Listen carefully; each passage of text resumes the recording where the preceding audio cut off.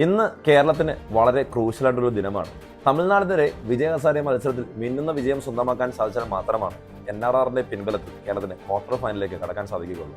മൊത്തം 4 ഗ്രൂപ്പുകളിലായി എല്ലാ ടീമുകളും ഫീച്ചർ ചെയ്യുന്ന വിജയ ഹസാരയിലെ അവസാന 8-ലെത്തുവാൻ ഏകദേശം 20ഓളം ടീമുകൾ ഉണ്ട് എന്നുള്ളതാണ് അതിൻ്റെ ഒരു വലിയ കാര്യം. കാരണം അത്രയും കോമ്പറ്റീറ്റീവായി ദേശീയ തലത്തിലെ ഒരു ടൂർണമെൻറ്റ് മാറിയിരിക്കുകയാണ്. പണ്ട് നമ്മൾ 3, 4, 5 ടീമുകൾ മാത്രം എത്തിപ്പെടുന്ന ആ ഒരു അവസാന നാലിലേക്ക് ഇക്കുറി എത്താൻ സാധ്യതയുള്ളവർ തന്നെ ഏകദേശം 15ഓളം ടീമുകളാണെന്നുള്ളത് ആശ്ചര്യപ്പെടുത്തുന്ന കാര്യമാണ്. എന്തായാലും കേരളത്തിന് തമിഴ്നാടിനെതിരെ മികച്ച പെർഫോമൻസ് കാഴ്ചവെച്ച് അടുത്ത റൗണ്ടിലേക്ക് എത്തുവാൻ സാധിക്കട്ടെ എന്ന് നമുക്ക് ആശംസിക്കാം. ഒരുപാട് മികച്ച ടീമുകളെ അട്ടിമറിച്ചുകൊണ്ടാണ് കേരളം ഈ ഒരു സാധ്യതയിലേക്ക് എത്തുന്നത്. എന്തായാലും മികച്ച പ്രകടനങ്ങൾ താരങ്ങൾ കാണിച്ചു കഴിഞ്ഞു. ടീമായിട്ട് നിന്ന് ഒന്നിച്ചുള്ള മികച്ച തിരിച്ചുവരവുകൾ നമ്മൾ കണ്ടു കഴിഞ്ഞു. വിജയ ഹസാരയുടെ വിശ്വകിരീടം ഉയർത്തുവാൻ കേരളത്തിന് സാധിക്കട്ടെ എന്ന് നമുക്ക് ആശംസിക്കാം.